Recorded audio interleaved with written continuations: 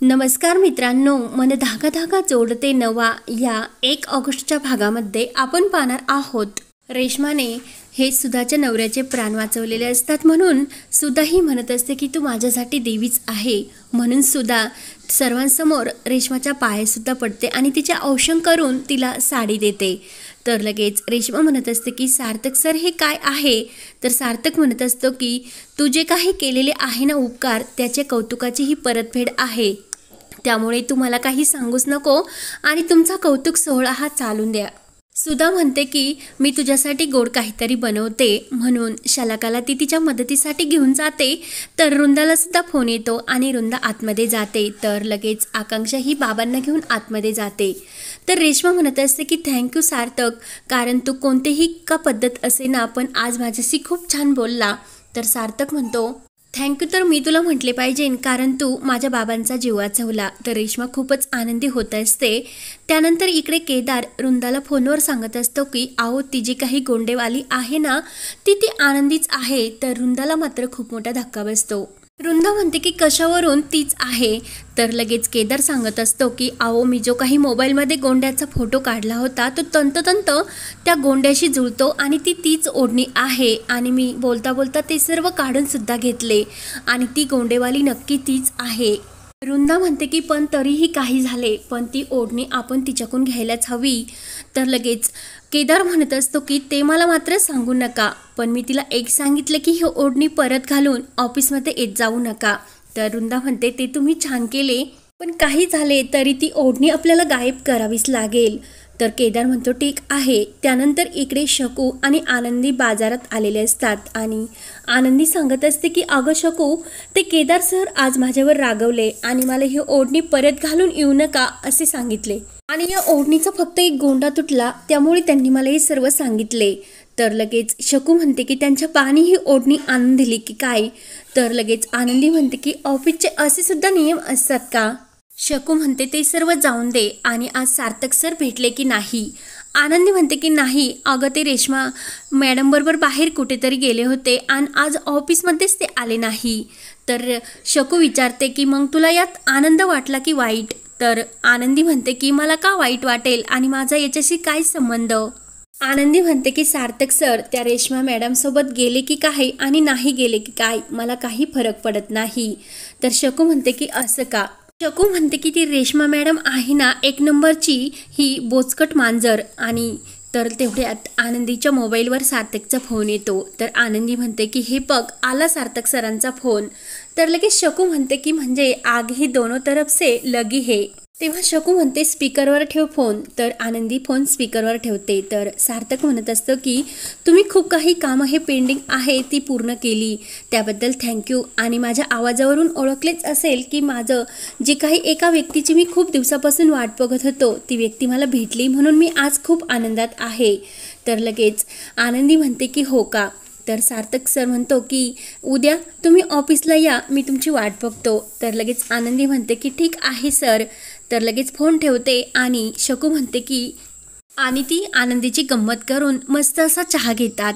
त्यानंतर इकडे आनंदीच्या घरी एक बँक मॅनेजरचा कामगार आलेला असतो आणि तो म्हणत असतो की मी तुमच्या घराचे पेपर्स परत देण्यासाठी आलेलो आहोत। तर लगेच मनोज अण्णा आणि मालती खूपच घाबरतात आणि आम्हाला कर्ज घ्यायचेच नाही आणि घराचे कर्जसुद्धा अजून आम्ही फेडले नाही असे सांगतात। तर तो मॅनेजर सांगू लागतो की मी त्यासाठी आलेलो नाही पण आणि तुमचे हे जे काही घर गहाण होते त्याचे पेपर्स देण्यासाठी मी येथे आलो आणि तुमची मुलगी आहे ना आनंदी वर्तक तिने हे सर्व लोन फेडून टाकले। तर सर्वांना आश्चर्याचा धक्का बसतो आणि मनोज विचारतो की काय।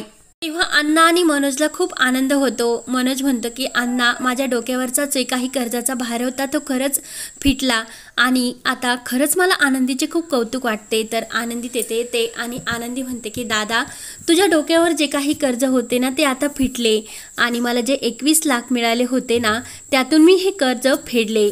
तर आनंदीचे सर्वांना खूप कौतुक वाटत असते।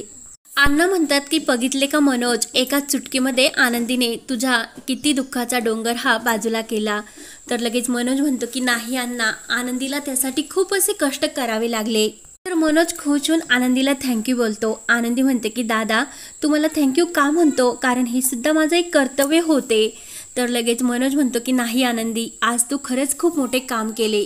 मनोज म्हणतो की अण्णा म्हणतात तेच खरे आहे की घरची मुलगी ही घराची लक्ष्मी असते.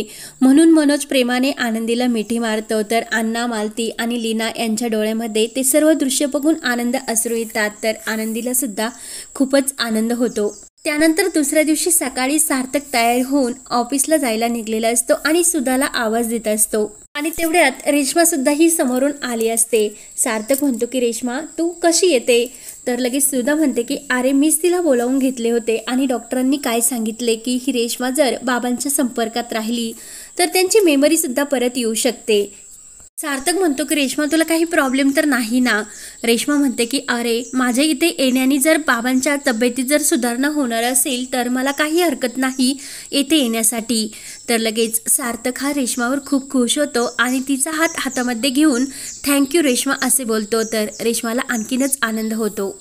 त्यानंतर इकडे आनंदी आपल्या कामावर जाण्यासाठी रिक्षाला थांबवत असते, पण रिक्षा काही थांबवत नसते. तर समोर रुंदा येते आणि रुंदा ही आनंदीला बघते आणि मुद्दाम चक्कर येण्याचे नाटक करून ती खाली पडते. तर सर्वजण तेथे धावतात. तर आनंदी सुद्धा येते आणि यांना काय झाले, मी यांना ओळखते असं तेथील लोकांना म्हणत असते. तर तेथील लोक सांगतात की यांना चक्कर आली. तेव्हा आनंदी रिक्षाला बोलवून रुंदाला आपल्या घरी घेऊन जाते. त्यानंतर इकडे सार्थक हा आपल्या कामावर आलेला असतो आणि बेनारेंना सांगत असतो की ती गोंडेवाली सापडली. तर बेनारे म्हणत असतात की खरंच बरं झाले आणि ते गोंड प्रकरण एकदा मिटले, कारण मी कायम खूप काही मुलींच्या ओढण्या रोडने जाताना शोधत होतो. बेनारे विचारतात की सर ती गोंडेवाली मुलगी आहे तरी कोण.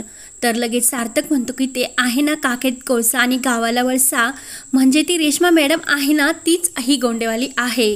तर बेनाऱ्यांना धक्का बसतो आणि बेनारे सार्थकला म्हणतात की सर तुमची काही गफलत तर होत नाही ना. तर सार्थक म्हणतो की नाही तीच गोंडेवाली आहे. सार्थक म्हणतो की आपले जे काही घरच्या गाडीचे ड्रायव्हर आहे ना विकास काका, त्यांनी सुद्धा रेश्माला ओळखले आणि तीच आहे असे सांगितले. बेनारे म्हणतात की नाही सर, रेश्मा मॅडमला साधा पेन जरी मागितला तर त्या देत नाही आणि असे ओढणी पाण्यात टाकून एखाद्याचा जीव वाचवतील असं कधी शक्यच नाही. सार्थक म्हणतो की बेनारे तीच गोंडेवाली आहे. तर लगेच सार्थकचे लक्ष हे आनंदीच्या गणपती बाप्पाकडे जाते आणि सार्थक बेनाऱ्यांना म्हणतो की कुणाला तरी पाठवून आनंदीच्या बाप्पासाठी चाफ्याची फुले घेऊन यायला सांगा. तर बेनारे खुश होऊन जातो. त्यानंतर इकडे आनंदी ही रुंदाला शुद्धीवर आणण्यासाठी तिच्या चेहऱ्यावर पाणी शिपडत असते. तर रुंदाला शुद्ध येते आणि रुंदा विचारते की मी कुठे आहे. तर आनंदी म्हणते की तुम्ही माझ्या घरी आहात. रुंदा म्हणते की माझा थोडासा बीपी लो झाला असेल त्यामुळे चक्कर आली असेल, मी जाते आता घरी. तर लगेच आनंदी म्हणते की अहो माझा भाऊ डॉक्टरांना घेऊन येण्यासाठी गेला आहे. तर रुंदा म्हणते काही गरज नाही. तर अण्णा म्हणतात मी मनोजला सांगतो की आता डॉक्टरांना घेऊन येऊ नको. तर लगेच लीना म्हणते की पाणी घ्या आणि तुम्हाला आमच्या घरचे पाणी चालेल का असे विचारते. तर रुंदा ही लीनाकडे बघतच असते आणि आनंदी सुद्धा. त्यानंतर इकडे रुंदा म्हणत असते की माझी साडी तर आता खूप खराब झाली आणि आता मला एका ठिकाणी कार्यक्रमाला जायचे होते. तर आनंदी म्हणते की आई तुझी साडी दे ना. तर लगेच लीना म्हणते की तुम्हाला चालेल का. तर मालती म्हणते की अगं काही प्रॉब्लेम नाही, म्हणून मालती साडी आणण्यासाठी आतमध्ये जाते. त्यानंतर इकडे अण्णा मनोजला फोन करून सांगतात की डॉक्टरांची काही गरज नाही. त्यानंतर अण्णांच्या मनात येते की सार्थक सरांना कळवायला हवे, म्हणून अण्णा सार्थकच्या मोबाईलवर फोन लावतात आणि तुमच्या काकू येथे आमच्या घरासमोर समोरच्या रस्त्यावर चक्कर येऊन पडलेल्या असे सांगतात. तर सार्थकला खूप मोठा धक्का बसतो आणि हा भाग येथे संपतो. तर पुढील भागामध्ये जे काही ड्रायव्हर आणि सार्थक हे आनंदीच्या घरी काकूंना नेण्यासाठी आलेले असतात. तर काकूंना नेण्यासाठी आलेल्या ड्रायव्हरला बघून आनंदी मात्र खूप अशी ड्रायव्हरला म्हणते की मी तुम्हाला काका या अगोदर कधीतरी बघितलेले आहे. आणि इकडे रेश्माचा जो काही खोटारडेपणा आहे तो सुद्धा समोर सुद्धा आलेला असतो. तर पुढे काय होणार हे पाहण्यासाठी आपल्या चॅनलला नक्की सबस्क्राईब करत राहा. धन्यवाद.